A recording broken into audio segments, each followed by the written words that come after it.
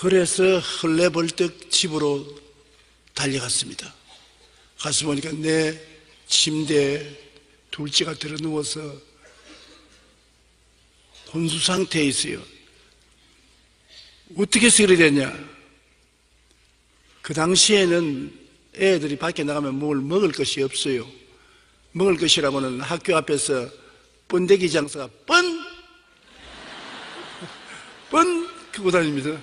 그러면 거기에서 돈을 좀 주면 요런 종이컵에다가 번데기를 줘요. 애들이 그 번데기를 먹고 단백질을 얻은 것입니다. 그날 또 애들이 나가서 번데기를 먹었는데 그 번데기가 농약으로 강력하게 중독이 된 번데기를 먹었어요. 먹은 애들이 다 그 자리에서 쓰러졌습니다. 그때 조선일보, 동아일보, 중앙일보에 크게 났습니다만 그 중에 몇 사람은 그 자리에서 죽었습니다. 우리 애도 쓰러져 있는데 어떻게 알아는지 누가 자전거에 싣고 우리 집으로 데려다 주었어요. 그때는 교회가 너무나 어렵고 생활이 각박했기 때문에 병원에 입원시킬 경제적인 여유가 없었습니다. 그러나 애가 죽고 하니 어떻게 하는 것입니까? 빨리 병원에 연락해서 의사를 불러가지고서 집에서 치료를 하니까 의사가 벌써 늦었다고, 손석이 늦었다고. 독이 온몸에 퍼졌는데 뭐 이거 어찌할 도리가 있냐고. 링거 주사나 놔주겠다고. 근데 애는 호흡을 몰아쓰고 자꾸 나보고 아버지 살려주세요, 아버지 살려주세요. 사람이 정말 죽겠더라고요. 그래서 내가 하나님께 기도를 하려고 했는데 기도가 나오면 좋은데 기도가 안 나옵니다. 주야, 천정도 안 올라가서 기도가 땅에 떨어져 버리는 거죠. 하나님, 안 믿어져요. 계란을 들고 바위를 치는데 계란이 산산조각이 나버리고 말아요. 믿을 수 있는 이유가 있어야 됩니다. 지금 독을 먹고 죽어가고 있는데 독을 먹고 죽어가는 사람 고친다는 말씀의 약속이 있어야 되는데 마가복음 16장 말씀이 기억이 납니다. 믿는 자들에게 이런 표징이 있다니 병든 자에게 손 얹은 적 나아라. 무슨 독을 마실지라도 해를 받지 아니하며 그 말씀을 펼쳐놓고 그 말씀을 믿어야 됩니다. 이제는 그 사람의 말이면 엉터리고 하나님 말씀이면 이루어져야 되는 것입니다. 죽기 아니면 살기로 그 말씀에 의지해서 하나님 아버지 말씀대로 우리 애를 살려주십시오. 기도가 입 밖에 나와서 천정에 안 올라가요. 너무 답답해서 막 몸부림이 나오는데 어떤 생각이 나냐면 내가 정말 예수 믿었느냐 그까지 의심이 나요. 내가 믿는 사람인지 하나님 한 번만 살려주십시오. 한 번만 내 기도 들어주십시오. 다음에는 안 기도 들어줘도 좋으니까 이 기도만은 좀 들어주십시오. 온갖 하나님 설득을 다 하려 해도 안 돼요. 그러자 나중에는 애가 아버지 하던 그 말도 못하고 숨을 못 쉬어요. 맥을 쥐어보는데 맥이 잘 느껴지지 않아요. 아, 이제 죽는구나. 이제는 볼일 다 봤다. 제가 위통을 벗어놓고 넥타이를 풀어놓고 이제 죽기 아니면 살기다. 하나님, 나는 40 되도록 살았으니까 이제 그만 살아도 됩니다. 얘는 10대 소년으로서 이제 살기 시작했는데 죽으면 어떻게 합니까? 내 생명하고 바꿔 주십시오. 그리고 엎드려서 기도를 하는데 그때는 절박하니까 마음이 집중이 돼요. 그래서 하나님께 기도를 하는데 1시간을 온몸에 땀이 범벅이 되도록 기도했는데 애는 숨도 거쳐버리고 싸늘하게 식어져 가는데 응답이 안 옵니다. 그런데 내가 십자가를 바라보고 예수님이 우리를 위해서 못 박인 것을 바라봄의 법칙을 통해서 바라보며 예수님의 부활한 생명을 우리 애에게 부어달라고 2시간째 기도하는데 그래도 마음에 응답이 없어요. 그래서 하나님, 나는 여기 기도하다가 죽을 테니까 하나님 알아서 하십시오. 응답할 때까지 나는 이 자리에서 부르실 테니까. 3시간째 부르시어 기도하니까 마음이 3시간 만에 腾하고 구멍이 뚫어진 것 같더니만 성령께서 내 마음속에 믿음을 주시는데 마치 구름과 안개가 끼듯이 마음속에 성령이 내려와서 믿어져요. 이제는 계란을 들고 바위를 치면 바위가 깨질 믿음이 생기더라고요. 눈에는 아무 증거 안 보이고 귀에는 아무 소리 안 들리고 손에 잡히는 애 없어도 하나님의 말씀대로 이루어질 것이 믿어지더래요. 그래서 제가 큰 소리를 말했습니다. 사무엘, 나사렛 예수 그리스도 이름으로 일어나라. 그러니까 안 일어나도 일어날 것을 내가 믿을 수 있어요. 그만치 믿음이 꽉 들어찼어요. 화닥딱 일어나더니 그 다음 입을 열더니만 토하는데 아주 시커먼 독을 토해내요. 그래. 내가 너무 감사해서 그걸 알았는데 아버지 나 살아. 예수님께 감사해. 예수님 어디 계시니까 여기 계시잖아. 날 데리고 왔는데 여기 계시잖아. 예수님 안 보이지만 나는 너무 감사해서 예수님 고맙습니다. 감사합니다.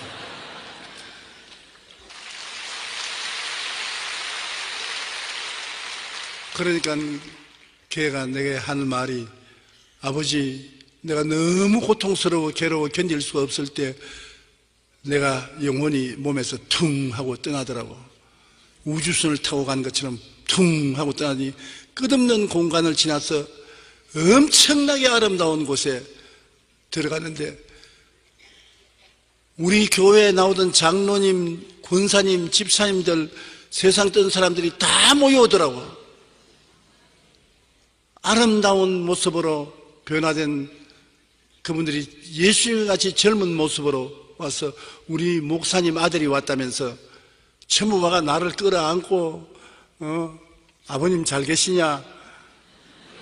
잘 왔다. 엄청나게 좋더라는 겁니다. 그래서 예수님 천국에 온가 봅니다. 나도 빨리 데리고 들어가 주십시오. 주님이 고개를 설레설레면서 못 들어간다고 해요. 왜 그러냐? 너 아버지가 안 놓아준다. 왜 우리 아버지가 안 놓아줍니까? 너 아버지가 지금 기도로 너를 붙잡고 있는데 안 놓아주는데 내가 너를 데리고 갈 수 없으니 도로 가자. 주님 안 갈랍니다. 가야 된다.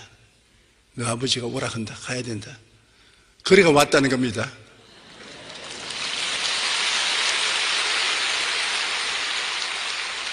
기도라는 것은 이렇게 절박하면 목숨을 걸고 기도해야 기도가 되는 거예요. 보통 때 기도는 주여 감사합니다. 할렐루야. 찬송합니다. 할렐루야. 뭐 그렇게 하면 돼요. 되는데 죽기 아니면 살기로 해야 될 문제에 부딪히면 목숨을 걸고 기도해야 되는데 그때야 말로 4차원의 기도, 믿음의 기도를 해야 되는 것입니다. 입술에 발린 기도가 아닙니다. 진실로 믿음의 기도입니다. 그때야말로 2시간, 3시간, 4시간, 5시간도 좋고 20하루 또한 계속해서 기도해도 좋고 금식하고 철야하고 모든 일을 다 동원해 좋습니다. 그러나 그러한 날짜가 문제가 아니라 믿음으로 기도해야 되는 것입니다. 그게 4차원의 기도입니다. 그냥 기도하는 것이 아니라 확실한 믿음으로 기도해야 되는 것입니다. 마음에 그냥 믿어지는 것이 아니라 엄청난 창조적인 믿음이 들어와요. 내 믿음이 아닙니다. 성령께서 마음에 오셔서 성령께 사로잡힌 믿음인 것입니다. 그건 반드시 기적이 일어나요. 저는 그때 체험한 그 체험이 마음속에 잊어지지 않습니다.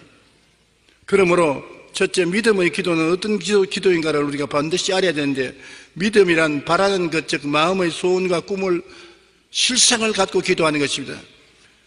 믿음은 바라는 것들의 실상이, 바라는 것이라는 건 꿈과 바라는 목표 아닙니까? 내가 바라는 것을 내가 기도하고 믿을 때 그 믿음은 실상이라는 게 있습니다. 실상이라는 것은 없는 것을 있는 것처럼 확실한 증거를 갖고 기도하는 것인데, 예로 땅을 샀을 때 땅 문서를 손에 쥐면은 땅은 안 가봤어도 그 땅은 우리 땅, 내 땅인 것을 확정하지 않습니까? 그처럼 안 보이고 안 들리고 안 잡아봐도 마음속에 내 것이 되었다는 확실한 증거를 갖는 것이 실상인 것입니다. 그러니 막연한 기도가 아니에요. 바라는 것, 믿음은 바라는 것의, 바라는 것, 내가 소원하는 것의 실상이 이루어져야 되는 것입니다. 실상이 이루어지면 믿음이 역사하는 것입니다. 우리 애를 위해서 기도할 때 아직 안 일어났는데도 불구하고 살아났다는 확실한 증거가 마음속에 확정되었을 때, 눈에 안 보이고 귀에 안 들리고 손에 안 잡혀도 살아났다는 확실한 믿음이 마음속에 생겨난 것처럼 믿음과 증거가 일치가 되었을 때 믿음의 기도를 할 수가 있는 것입니다.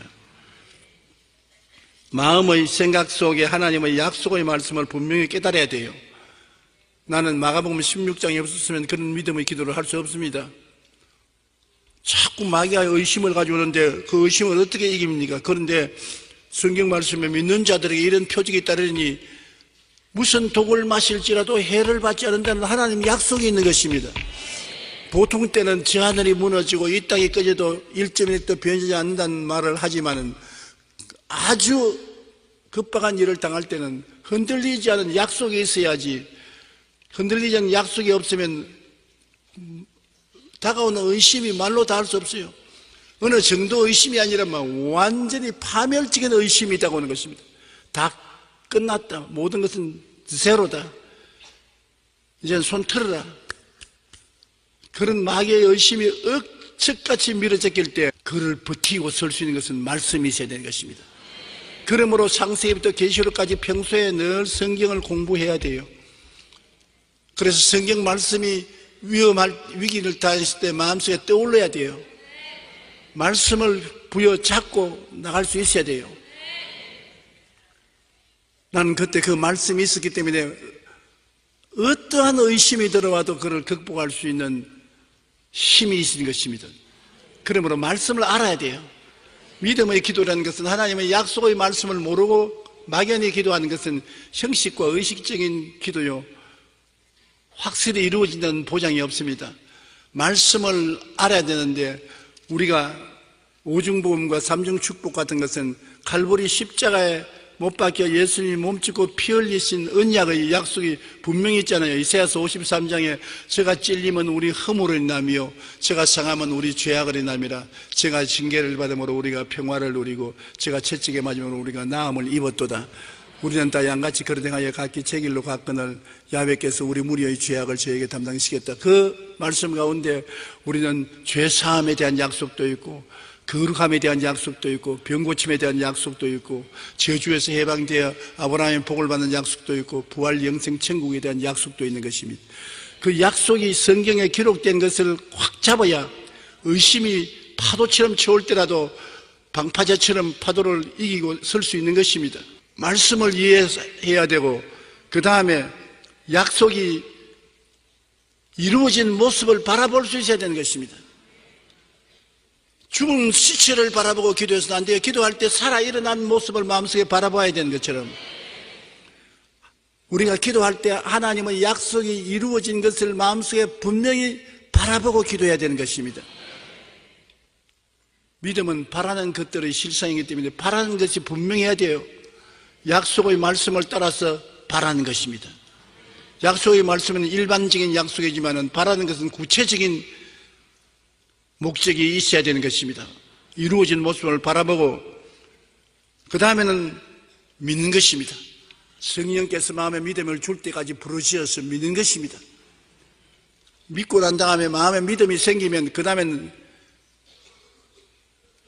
입술로 명령을 내야 되는 것입니다. 이루어질지어다. 살아나라. 병은 물러가라. 문제는 해결되라. 이것이 4차원의 기도인 것입니다. 제일 먼저 약속의 말씀을 분명히 깨달아 알고 그 말씀에 입각해서 내 목적이 응답된 것을 마음속에 분명히 바라보고 그리고 바라보고 기도하면 믿음이 생겨요. 그 믿음을 붙잡고서 입술로 명령을 해야 되는 것입니다. 기도에는 믿음의 기도와 소망의 기도가 있는데 대다수의 사람들이 소망의 기도를 믿음의 기도로 착각하는 것입니다. 소망은 언젠가 이루어질 것이다. 이루어지기를 바란다. 하나님, 이 언젠가 이루어지게 하옵소서. 언젠가 성취되게 하여 주시옵소서. 막연한 소망을 가지고 있기 때문에 이것은 소망은 언제나 소망으로 남아있지 현실로 이루어지지 않는 것입니다. 소망의 기도는 받게 될 거야, 받았으면 좋겠다 하고 미래형으로 말합니다. 이러한 소망으로 하나님의 응답과 기적을 가져오지 못합니다. 믿음에 대해서는 히브리서 11장 1절에 믿음은 바라는 것들의 실상이요 보이지 못하는 것의 증거라고 말한 것처럼 믿음의 기도는 말을 길게 할 필요가 없습니다. 응답 받았다, 나았다, 낫게 해주셔서 감사합니다. 완료형 혹은 과거형으로 말하는 것입니다. 예수님께서도 병자의 안수기도 하시고 난 다음에 너가 나았느니라, 깨끗함을 입었느니라, 과거형을 말했지 나을지어 장차 나을 것이다, 장차 깨끗해질 것이다, 그렇게 말씀하지 않았었어요.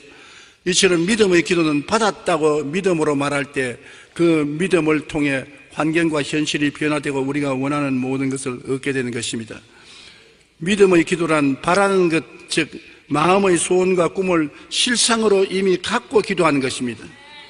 이미 이루어진다는 것을 마음속에 확실히 갖고서 눈은 안 보이고 귀에는 안 들려도 내 마음에 이루어졌다는 것을 확실히 믿고서 기도해야 그것이 믿음의 기도가 되는 것입니다. 많은 사람들이 소망의 기도를 하고 있는 것입니다. 하나님 아버지여, 일이 잘 될 줄로 믿습니다. 문제가 해결될 줄로 믿습니다. 병이 장차 나을 줄 믿습니다. 미래는 자고 나면 또 내일이고 자고 나면 또 내일인 것입니다. 믿음의 기도는 없는 것을 있는 것까지 부르시는 것이요, 내 믿은 대로 될지어다. 이루어졌다고 믿어야 되는 것입니다. 응답 받았다, 문제는 해결되었다, 병은 이미 나았다, 기적은 일어났다. 그러한 과거형 믿음에 서서 기도하는 것이 믿음의 기도인 것입니다.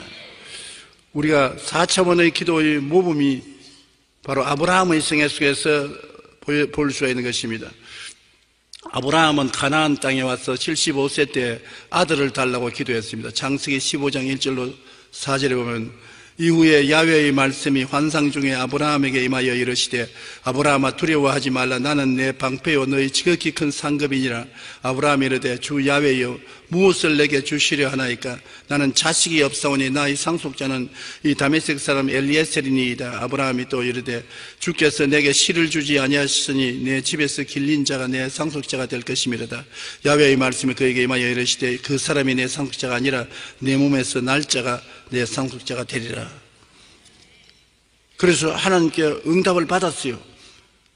그런데 하나님이 그렇게 내 몸에서 자식이 날 것이라고 한다면 그 중지한 것이 아닙니다. 저녁에 밖으로 나오라. 천막 밖으로 나오니까 하늘을 쳐다보라. 별들을 헤아려라. 아브라함이 별들을 헤아렸습니다. 다 수용할 수 없을 만치 많은 별의 숫자가 가슴에 꽉 들어왔을 때 하나님 말씀하기를 중지해라. 내 자손이 저처럼 많을 것이다. 바라봄의 법칙인 것입니다. 지금 자손이 없는데 별 보고서 별처럼 자손이 많다는 것입니다. 너 자손이 저처럼 많다. 바라봄의 법칙은 꼭 있어야 되는 것이, 마음에 확실히 이루어진 것을 바라보아야 돼요. 창세기 15장 5절에 그를 이끌고 밖으로 나가 이르되 하늘을 우러러 별을 셀 수 있나 보라. 또 그에게 이르되 내 자손이 이와 같으리라. 그렇게 바라보면 믿음이 생기는 것입니다. 꿈이 있으면 믿음이 생기지, 꿈이 없으면 믿음이 생기지 않습니다. 창세기 15장 6절로 7절에 아브라함이 야훼를 믿으니 야훼께서 이를 그 의로 여기시고 또 그에게 이르시되 나는 이 땅을 내게 주어 소유로 삼게 하려고 너를 갈대아 우르에서 이끌어낸 야훼니라. 꿈을 보고 난 다음에 마음속에 야훼가 자손을 줄 것을 아브라함은 믿었습니다. 우리가 바라보지 않은 것은 믿음이 생기지 않습니다. 믿음은 바라는 것들의 실상인 것입니다. 바라는 것이 분명히 마음속에 있어야 믿음이 생겨나는 것입니다. 무엇을 믿느냐? 이러한 것을 믿습니다. 바디메오가 장님이 되어서 예수님 지나갔음을 듣고 다윗의 자손 예수여 나를 불쌍히 여기소서 하니까 데려오라. 그래 같이 오니까 예수님이 뭐라 했으면 내가 뭘 해주기를 원하느냐? 주여 보기를 원하나이다. 분명히 자기 목표가 있어야 믿음이 생기는 것입니다. 내 믿은 대로 될지어다. 보기를 원하나이다. 보는 것이 거의 목표가 분명하니까 주님께서 내 보는 대로 될지어다. 여러분도 하나님께 기도할 때 하나님의 뜻을 알고 난 다음에 그 뜻을 따라 기도할 때 기도가 이루어진 모습을 마음속에 분명히 바라봐야 되는 것입니다. 바라봄의 법칙은 우리 기도에 절대로 필요한 것입니다. 아브라함은 나이가 75이지만은 별들을 바라보고 자손이 별들처럼 많은 것을 믿게 된 것입니다. 바라봄의 법칙과 믿음이 같이 있은 것입니다. 그런데 10년 동안 85세가 될 때까지 실제로 아들이 태어나지 않자 믿음이 흔들리기 시작한 것입니다. 믿음을 주시겠다는 약속의 말씀을 받았고 또 그대로 이루어진 모습을 별들을 통해서 늘 바라보았는데도 불구하고 믿음이 흔들렸습니다.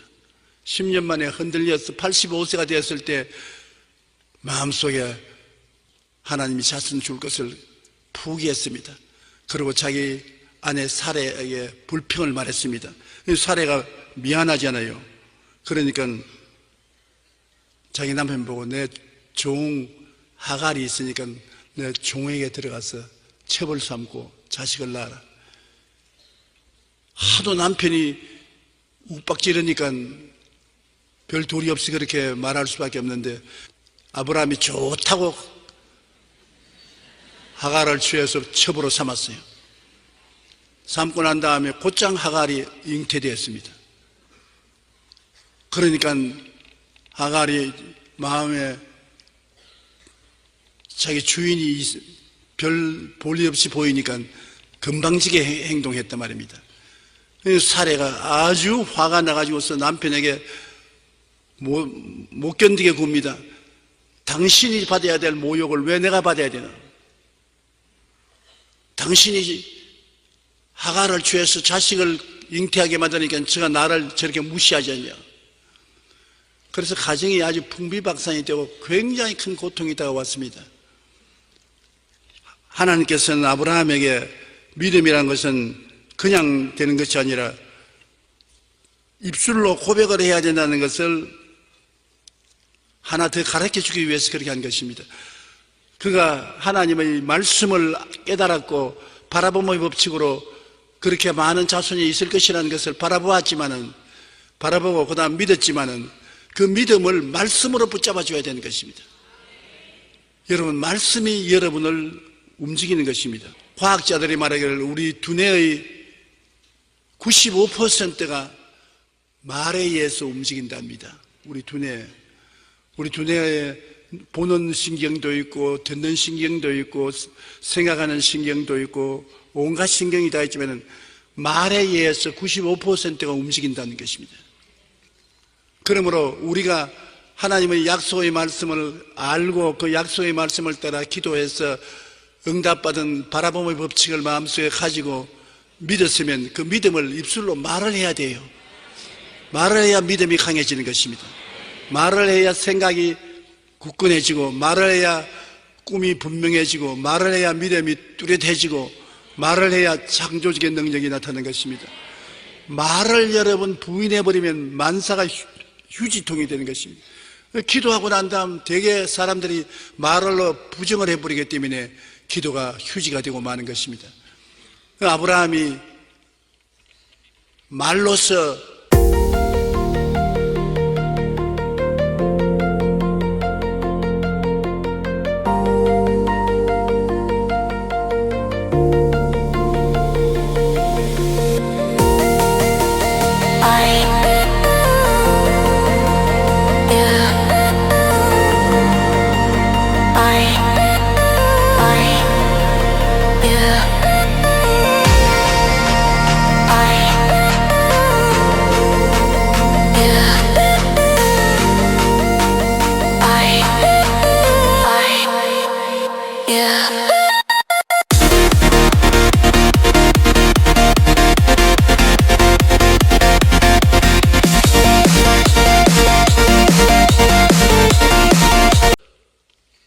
없는 아들이 있는 것처럼 했으면 좋을 텐데 그렇지 않고 늘 아들 밤이나 낮이나 아들이 오기를 기다리고 안 오니까 나중에 아내를 보고 욱박질러서 당신이 자식이 못 낳아서 나는 아들이 없잖냐, 상속자가 없잖냐, 할 수 없이 첩을 얻도록 허락할 때까지 압박을 가했단 말입니다.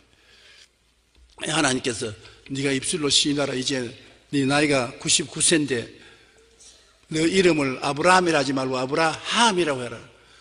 그냥 아브라함이 아니라 아브라함은 많은 민족의 조상이란 말이다. 그리고 너 아내 이름은 사레가 하지 말고 사라라 하라. 여주라 해라. 많은 자식의 주인이라고 하라. 그날부터 자식이 없는데도 불구하고 그 남편을 아브라함 많은 민족의 조상이여, 사라 많은 자식의 여주여, 서로 없는 것을 있는 것 같이 부르기 시작한 것입니다. 그 믿음이 확고해졌어요.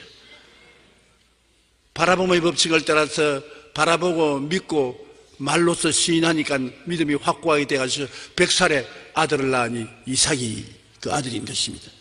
하나님은 아브라함을 통해서 우리에게 믿음의 모범을 보여주기 위해서 이런 과정을 통하게 만들어준 것입니다. 한번 따라해보시면, 첫째로 말씀을 통하여 하나님 뜻을 알아야 되고, 둘째로 하나님의 뜻을 통하여 내 꿈을 분명히 보아야 되고, 셋째로 꿈을 보고 기도하면 믿음이 생겨나는데, 믿었으면 입술로 고백해야 된다. 없는 것을 있는 것처럼 말해야 된다. 그러면 이루어지는 것입니다. 그 과정을 아브라함에게 하나님이 보여주심으로 그 후손들인 우리가 이걸 깨닫게 하려고 만들어 주신 것입니다. 우리가 4차원의 기도를 어떻게 하느냐? 생각에 바라는 꿈과 꿈을 믿는 믿음과 입술의 고백 속에 실상과 증거, 즉 응답받은 실상의 확신을 가지고 시인하면 그대로 이루어지게 되는 것입니다. 마가복음 11장 23절로 24절 우리 다 같이 한번 읽어보십시다. 누구든지 이 산들어 들리어 바다에 던지라 하며 그 말하는 것이 이루어질 줄 믿고 마음에 의심하지 아니하면 그대로 되리라. 그러므로 내가 너희에게 말하노니 무엇이든지 기도하고 구한 것은 받은 줄로 믿어라. 그리하면 너희에게 그대로 되리라. 여기 예수님이 뭐라고 말했습니까? 이 산들어 들리어 바다에 던지라 말하고 이루어질 줄 마음에 의심하지 말라고 하는 것입니다. 그러므로 마음에 믿음을 가졌으면 그것을 말하라는 것입니다. 내가 이 산이 옮겨서 바다로 갈 것을 마음속에 믿었으면 그것을 입술로 말을 하라. 이 산들을 명하여 바다에 던지라고 말을 하라. 그러므로 믿음과 말은 언제나 같이 가야 돼요.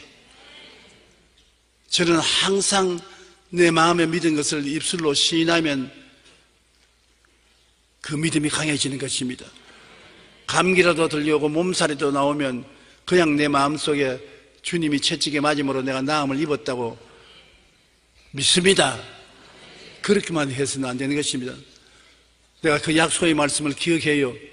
그러나 그것을 입술로 고백을 하기 시작하는 것입니다. 제가 채찍에 맞음으로 내가 나음을 입었나니라. 제가 채찍에 맞음으로 내가 나음을 입었나니라. 한두 번 하는 것이 아닙니다. 주님은 한 번만 하면 되지만 우리는 사람이니까 100번도 1000번도 해야 되는 것입니다. 제가 채찍에 맞음으로 너희가 나음을 입었나니라. 그러면은 믿은 것이 입술로 고백하면 치료가 다가오는 것입니다. 나는 우리 자매님 한 분의 간증을 잊을 수가 없어요. 서대문에 있을 때입니다. 뇌 종양이 생겨서 뇌 종양 수술을 하기 위해서 병원에 입원을 했는데 종양이 아주 깊은 곳에 있어서 수술하다가 죽을 수 있다는 말을 의사 선생님이 들었습니다.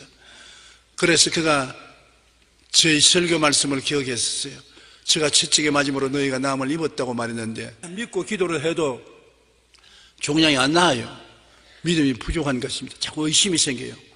그래서 하루 저녁에 제가 채찍에 맞음으로 너가 나음을 입었다는 것을 손가락으로 헤아려 가면서 1000번을 외웠다는 것입니다. 제가 채찍에 맞음으로 너가 나음을 입었나니라. 제가 채찍에 맞음으로 너가 나음을 입었나니라. 제가 채찍에 맞음으로 너가 나음을 입었나니라. 자꾸 말을 하니까 하나님 약속이 더 확실해지고 나은 꿈이 분명해지고 믿음이 더 확실해지고 믿음으로 말씀하니까 기적이 일어나서 그 다음날 의사가 다시 재검을 하고서 수술하려고 하니까 종양이 온데간데 없이 사라져버리고 마는 것입니다.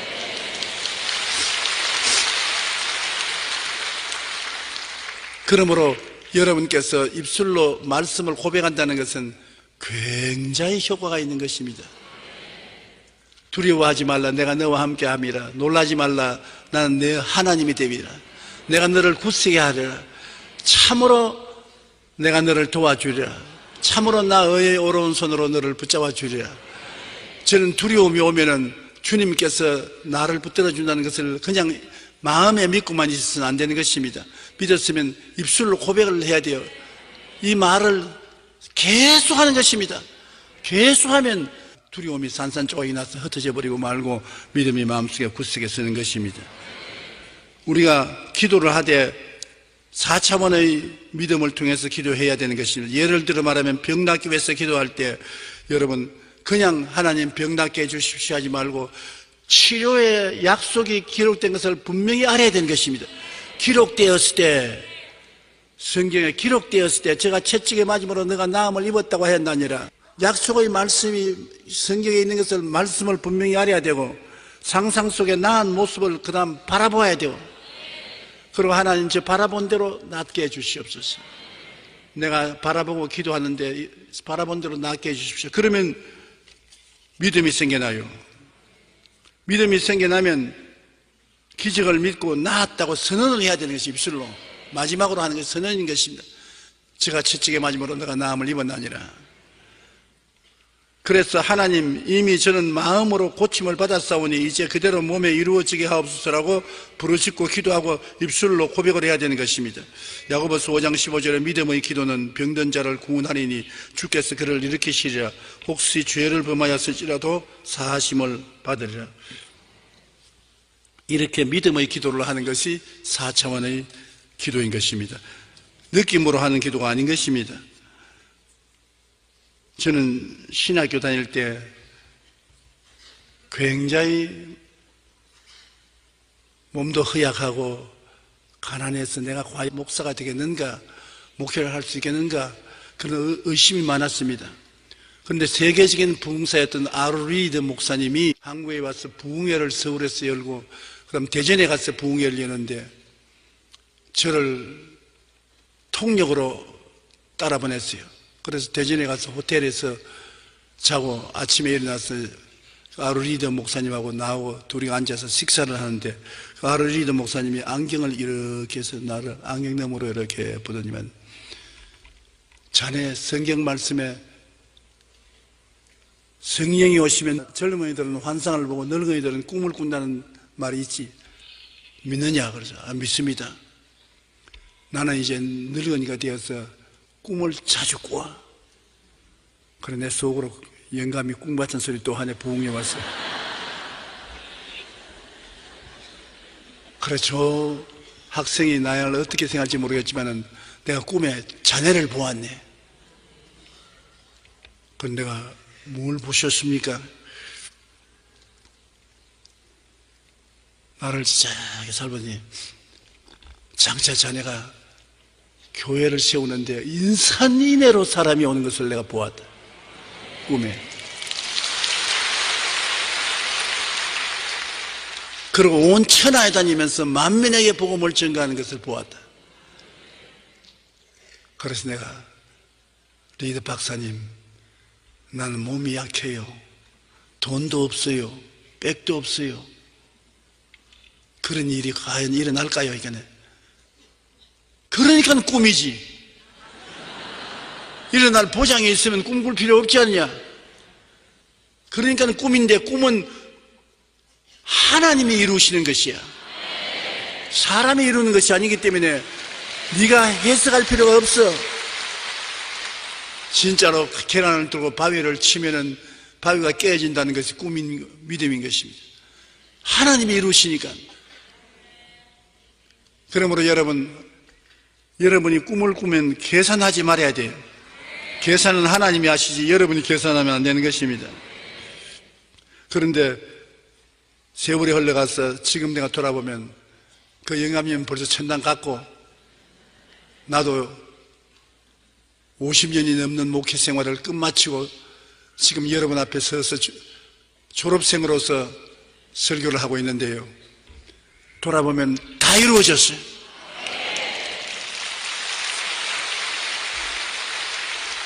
그 꿈이 자꾸 내 마음속에 기억이 나는 것입니다. 어떻게 해서 내가 세계 최대의 교회의 목회를 할 수 있는 목회자가 되었는지 상상할 수 없고, 어떻게 해서 목회를 하면서 그 바쁜 세월에 지구를 120바퀴나 돌면서 온 세계 70여 개국에 400여 도시에 가서 복음을 전가하는 일을 했을까? 상상이 안 가요. 꿈 같은 일이 이루어진 것입니다. 꿈이 이루어진 것입니다. 그러므로 하나님의 약속의 말씀을 가지고서 여러분 영혼이 잘됨같이 범사에 잘됨에 강건한 여러분의 꿈을 꾸십시오. 마음속에 꿈은 꿈입니다. 어떻게 될지 그건 여러분 힘으로 계산하지 마십시오. 계산은 하나님께 맡기고 꿈을 꾸십시오. 그러면 믿어질 것입니다. 여러분의 믿음은 사람들이 다 웃을 것인지 모르지만 마음에 믿어지면 그 믿음을 가지고서 이야기를 하십시오. 말을 하십시오.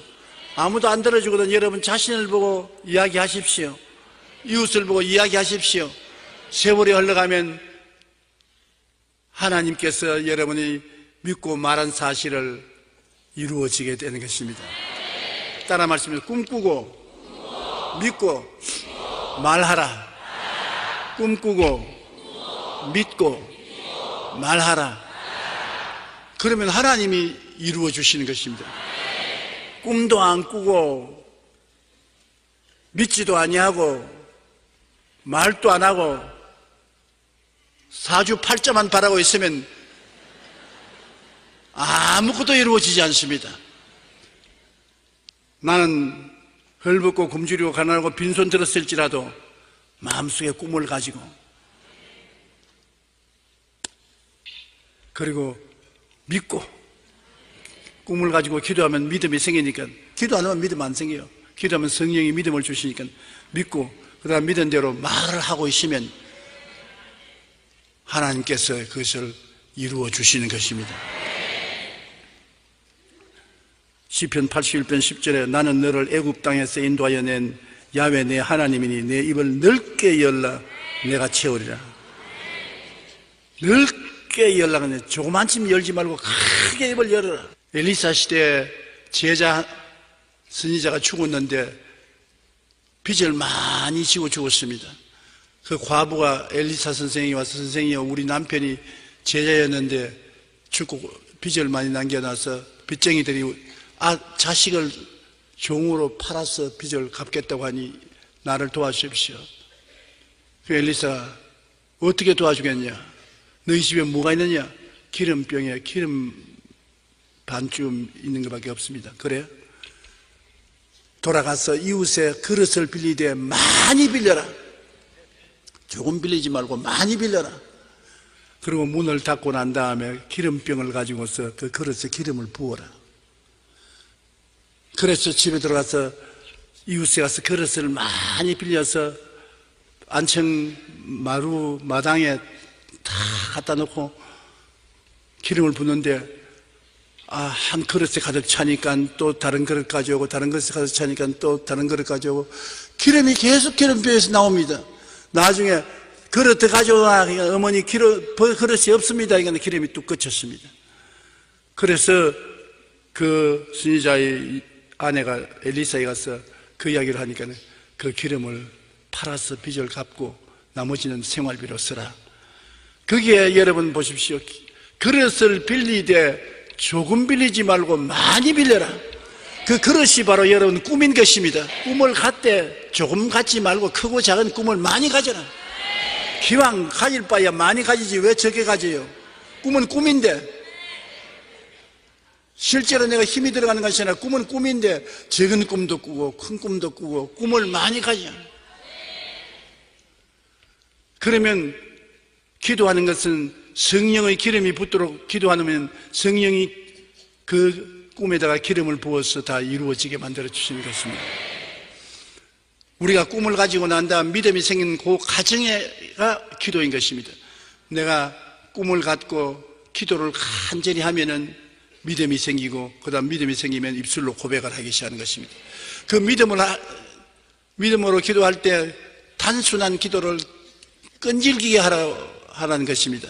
제가 우리 애 위해서 기도할 때 하나님 살려주십시오, 살려주십시오, 얘를 살려주십시오, 살려주십시오, 살려주십시오. 전지전능무수하신 하나님이 어제도 계시고 오늘도 계시고 내일도 오실 하나님이시여, 어디에 계시옵나이까? 사랑의 하나님, 자비의 하나님. 그렇게 하면 그 정신이 거기 발려가지고서 기도가 집중 안 돼요. 그런 웅변 안 해도 괜찮아요. 주님 살려주십시오, 살려주십시오. 누가복음 18장 3절로 8절에 보면 한 도시에 과부가 있는데 그가 억울한 일을 당해서 재판관에게 가서 내 원수에 대한 원한을 갚아주셔서 기도하는데 그 이상 다른 말 안 했습니다. 위대한 재판장이여, 공정한 재판장이여, 도덕이 확실하고 학식이 많은 재판관이여, 그렇게 말 안 했습니다. 가서 그냥 내 원수에 대한 원한을 갚아주셔서. 아침부터 저녁까지 내 원수에 대한 원한을 갚아달라고 하니까 나중에 재판관이 말했습니까? 아유, 이 과부 때문에 내가 못 살겠다. 너무 자꾸 달라들어서 갚아달라고 하니까 내 마음에 고민스러워서 견딜 수가 없으니까 과부 때문에가 아니라 내 때문에 갚아줘야 되겠다. 그래서 그 원한을 갚아주었다고 하는 것입니다. 그 말을 예수님이 인정하면서 이렇게 말했습니다. 하물며 하나님께서 그 밤낮 부러지는 태가신 자들의 원한을 풀어주지 아니하시겠느냐, 그들에게 오래 참으시겠느냐. 내가 너희에게 이르노니 속히 그 원한을 풀어주시리라. 그러나 인자가 올 때 세상에서 믿음을 보겠느냐 하시니라. 밤낮 부러지는 택한 자의 원한입니다. 밤낮 부러지는다. 웅변으로 부러지는 게 아니라 단순하게 밤낮으로 부러지는다. 예배를 기쁘게 받아주시고 우리 기도를 기쁘게 받아줄 수 있겠습니까? 이것은 구약의 성전을 통해서 이스라엘 백성이 예배드리는 모습을 우리가 오늘 신약에서 배우면 우리 기도는 간결하고 효과적이고 하나님이 기쁘시게 받아들일 수 있는 기도를 드릴 수가 있는 것입니다.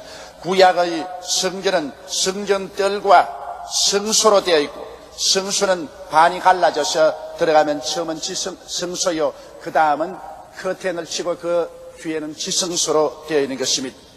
이러므로 그 구약시대의 예배의 모습을 우리가 오늘 이 시간 한 단계 한 단계 알아보므로 신약시대 우리 몸을 가지고 우리가 집에서나 직장에서나 들에서나 간결하게 기도 드릴 수 있는 모범을 함께 배워보기로 하겠습니다. 첫째로 구약시대는 하나님께 예배 드리려면 반드시 성전뜰에 먼저 들어가야 되는 것입니다. 성전뜰에 들어가면 거기에 놋제단이 있습니다. 이 놋제단은 죄 지은 이스라엘 백성들을 위해서 그곳에 제사장의 짐승을 잡아 피를 뿌리고 짐승을 불태워서 하나님께 제사 드리는 곳입니다. 이 놋제단에 들어가야 비로소 죄사함을 받게 되는 것입니다. 이렇기 때문에 죄를 지은 사람은 혹은 염소나 양이나 송아지나 이런 것을 가지고 와서 그 위에 손을 얹고 간절히 자기 죄를 고백하고 그 짐승을 그 사람 대신 죽여서 피를 뿌리고 그 기름은 불사르고 이렇게 함으로 그 죄사함을 받게 되는 것입니다. 바로 이것이 오늘날 우리 예배에서 제일 처음 언제나 이루어져야 되는 것입니다. 여러분, 우리와 하나님 사이를 막아놓는 것은 죄악의 담입니다. 이 죄악의 담을 우리가 흘러야만 하나님 앞에 예배가 될 수 있는 것입니다. 우리는 매일매일 아무리 죄를 짓지 않고 살려고 해도 죄를 짓게 됩니다. 그렇기 때문에 하나님께 나올 때마다 우리 죄를 고백하고 우리 죄를 씻고 하나님 앞에 서야 되는 것입니다.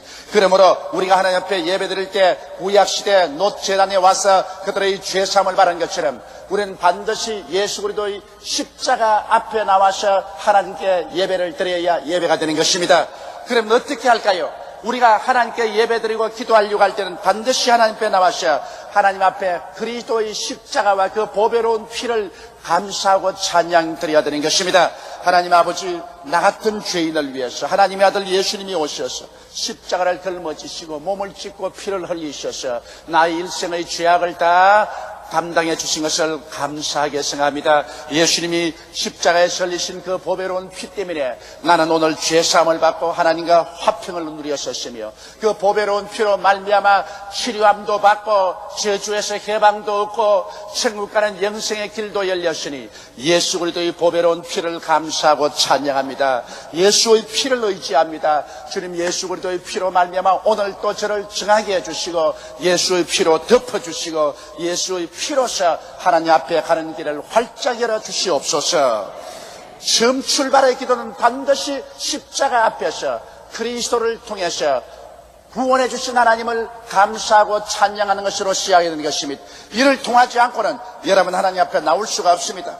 많은 사람들이 오늘날 기도하러 나올 때 주님 앞에 엎드리자 말자 원망이나 불평이나 탄식이나 자기의 호소를 부르짖어 외치는데 그것은 하나님 앞에 나와서 기도드리는 법이 그렇지가 않습니다. 언제나 예수 그리스도를 찬미하고 감사하고 그리스도에 흘리신 보배로운 피를 의지하고 그러고 하나님께 나와야지 그 예수 그리스도의 피를 통하지 않고는 하나님 앞에 설 수가 없는 것입니다. 이러므로 여러분께서 기도를 언제나 효과적으로 하고 간결하게 하나님 앞에 나오려면 간단하게라도 예수 그리스도의 십자가를 바라보고 그를 감사하고 찬미하며 그리스도의 보배로운 피를 통해서 하나님을 감사하고 찬미하십시오. 보배로운 피가 여러분을 씻어주고 하나님과 화목케 하고 치료하시고 여러분을 저주에서 해방시키시고 천당 가는 길을 열어놓으신 것입니다. 이스라엘 백성들은 이 놋제단을 지나서 성소를 향해서 걸어가면 놋제단과 성소 사이에 물두멍이 있습니다. 물두멍은 그곳에 물을 가득 부어놓고 난 다음에 제사장들이 성소에 들어가서 하나님을 예배하기 전에 그곳에서 손을 씻고 발을 씻고 혹은 머리를 매만지고 몸을 정하게 하는 처소가 물두멍인 것입니다. 우리도 하나님 앞에 나아가서 기도하려고 할 때 예수 그리스도의 보배로운 피로 죄사함 받은 것을 하나님께 감사하고 찬미하였었으면 그 다음에는 반드시 여러분 우리 개인의 생애를 참회하고 우리 생애를 돌아보고 우리가 정말 의롭고 거룩하게 사는지 안 사는지 그것을 살펴보아야 되는 것입니다. 오늘 많은 사람들이 입술로만 주여 주여 하고 예수 그리스도의 보배로운 피를 믿고 구원은 받았다고 하지만 그들의 생활에 조금 더 변화를 갖지 못하는 사람들이 많습니다. 그러므로 우리는 옛날 이스라엘의 제사장들이 죄사함을 받고 난 다음에는 물두멍에서 자기를 씻어 정하게 한 것처럼 우리도 반드시 우리 스스로를 정하게 하는 기도를 드려야 되는 것입니다. 이러므로 우리 매일매일의 삶 중에서 지은 죄악을 하나님 앞에 고백하고 자백하는 시간을 가져야 하는 것입니다. 성경은 말씀하기를 만일 우리가 우리 죄를 자백하면 저는 미쁘시고 이로우사 우리 죄를 사하시며 모든 불의에서 우리를 깨끗하게 해주실 것이라고 말씀하셨습니다. 그러므로 우리는 그리스도의 성결케 하는 그 물두멍 앞에서 하나님 앞에 부르짖게 됩니다. 하나님 아버지여, 죄와 허물로 죽은 우리를 살려주신 하나님, 이제 우리로 하여금 의와 거룩함과 진리를 쫓아 지음을 받은 새 사람을 입고 살게 도와주시옵소서. 거짓을 버리게 도와주시옵시고 참을 말하게 도와주시옵소서. 과장을 버리게 도와주시옵시고 진실을 말하고 살게 도와주시옵소서. 미움을 버리고 사랑을 가지고 살게 도와주시고 불신앙을 버리고 신앙을 가지고 살게 도와주시며 불순종을 버리고 순종을 가지고 살게 하여 주시옵소서. 세속의 더러운 것을 다 버리고 거룩함을 쫓아 사는 우리들이 되도록 하나님께서 변화시켜 주시옵소서. 그래서 이 물두멍에서 철저히 자기 자신을 비춰보고 자기를 변화시켜야 됩니다. 옛날 이스라엘 백성들은 이 물두멍을 만들 때 여자들이 가지고 있는 놋거울을 가지고 그를 쳐서 물두멍으로 만들었습니다. 여자들이 그 놋거울을 들여다보고 자기 몸을 치장했습니다. 옛날에는 유리로서 거울을 만들지 않고 놋으로 거울을 만들었습니다.